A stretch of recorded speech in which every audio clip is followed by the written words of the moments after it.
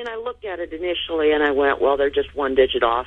That perhaps makes sense. The other number was a restaurant to make reservations that evening. Mm-hmm. Those calls were placed on Friday. But the call that he made to the Portuguese chamber was after his call placed to the restaurant. I see the call to the restaurant here now, and it's listed there at 1 minute 26 seconds. It's a New York call ending in 77.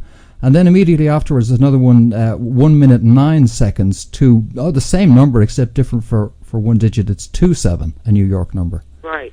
And it's over a minute. I've placed wrong numbers and made calls to the wrong number. You're off in seconds.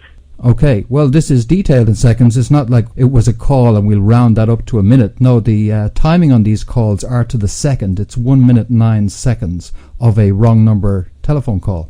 Yeah. What is the Portuguese chamber? I would assume it's something like the Portuguese consulate Mm-hmm. in New York. I have not really dug into and tried to call the number to find out, but certainly it's an official type of organization that they have there. Okay, whatever about that particular call, we can certainly say, looking at the phone record, that when George Webster speaks about pointing at a telephone call and having overheard he's not being truthful. He's not being truthful. He doesn't say that he had overheard the call, but he certainly gives the impression that there was a call made from that telephone. That's quite specific, and obviously it's incorrect. That's very puzzling. But whatever the reason, on that Saturday, the 28th of November, 1981, Joan ended up in Logan Airport. There is some sighting of her there at the airport, but after that she disappears. What sightings of her at the airport? There was an initial newspaper article that I did not see until just this year that was published in the Newark Star-Ledger, the Newark newspaper, where classmates who were arriving at the same time, they saw Joan, and there were people that had acknowledged it. Was reported many places. But in this particular article, it said that they noticed her speaking with a man behind a counter just prior to her leaving. There were also cabbies that were interviewed. There were extensive interviews done the first few days she was missing. And a cabbie also noticed Joan outside the airport and noticed her with a bearded man. Mm-hmm. And was able to provide quite a bit of description, and they drew a composite. That composite was withheld. That was never published. I never saw it as a family member. It certainly doesn't look anything like Mr. Paradiso. Was he in the habit of wearing a beard, Mr. Paradiso? He never had any facial hair. Do we know of any individuals involved in this case who are bearded? There's one individual that does stand out, and that is the undercover cop who was assigned to Logan, Massachusetts State Trooper Andrew Palumbo, who in his undercover work very often had a beard and long hair. Okay, he would have reason. He's assigned to Logan Airport where she disappeared, and he would have reason to be there by virtue of his occupation. What was his subsequent role in this case, other than being, I suppose, a potential suspect due to being bearded? He actually became the lead investigator on the case. Massachusetts State Police actually took the lead in this case the day that they found her purse and wallet, which was only 4 days after she disappeared, December the 2nd. He was assigned with the district attorney in February of 1982. George Webster had a very big meeting, had a large gathering of people. Mr. Paradiso's name had come up from an anonymous call. Mm-hmm. And this officer, his superior officer, Carmen Tamero, and Tim Burke, the assistant district attorney, were assigned to this case. Okay, so what we're saying here is that the lead detective on this case, the primary detective investigating this case, matches the description loosely of a suspect, this bearded individual seen with Joan in the environs of the airport on the night of her disappearance. It opens up a potential conflict of interest. Obviously, if somebody who would be in strict terms a potential suspect in the case ends up as being the lead investigator in the case.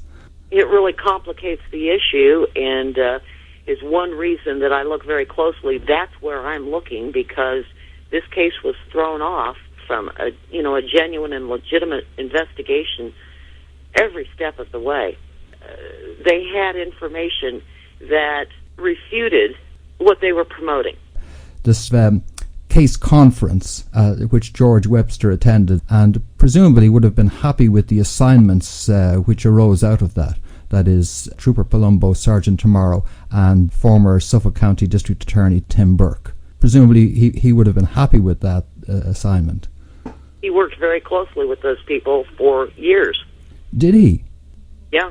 And what was his involvement with these law officers and the district attorney? They met on a regular basis.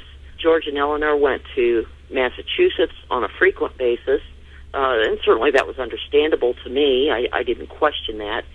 They were very involved with these individuals.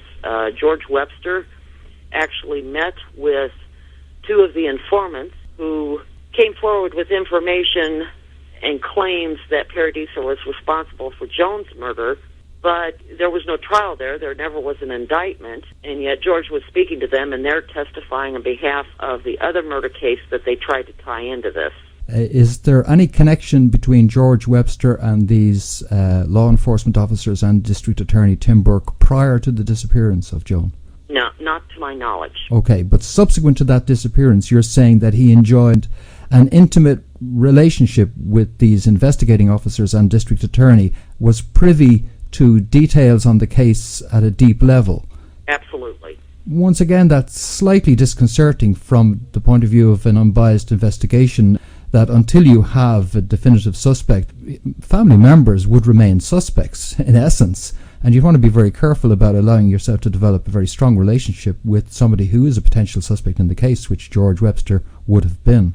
I mean, everybody has to be willing to go under the microscope. I mean, you're looking for your child. Everything has to be honest and open and on the table. But they would have to maintain, if you like, an arm's length relationship with any individual who is a potential suspect, really. Yeah. But that did not... I mean, that didn't happen. That didn't happen. No. What did happen instead is that as the concern grew and Joan was still missing, that we began to get what seemed like a hysterical campaign to pin the disappearance on a Leonard Paradiso. And I'd just like to quote from a newspaper headline on the 7th of March 1984.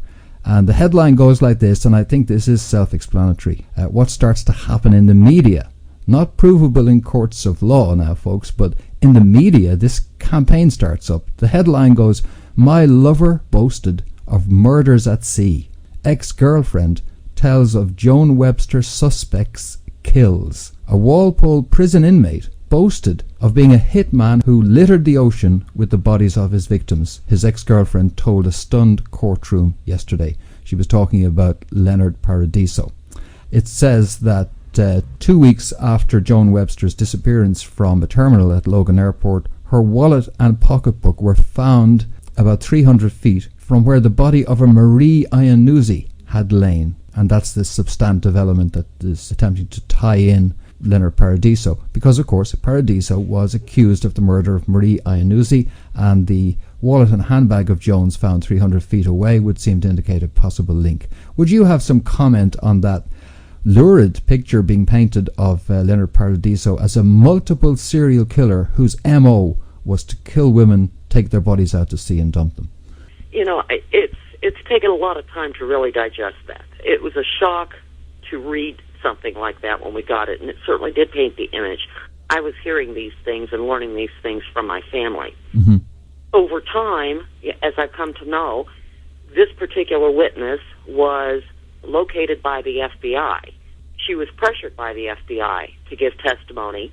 Nothing else supported it. Nothing whatsoever. Nothing was found on the boat that would indicate cinder blocks or cutting devices or anything of that nature. There was nothing that ever connected Mr. Paradiso to the mafia or the mob.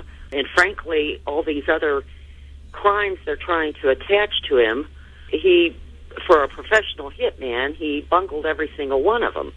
It's not even credible.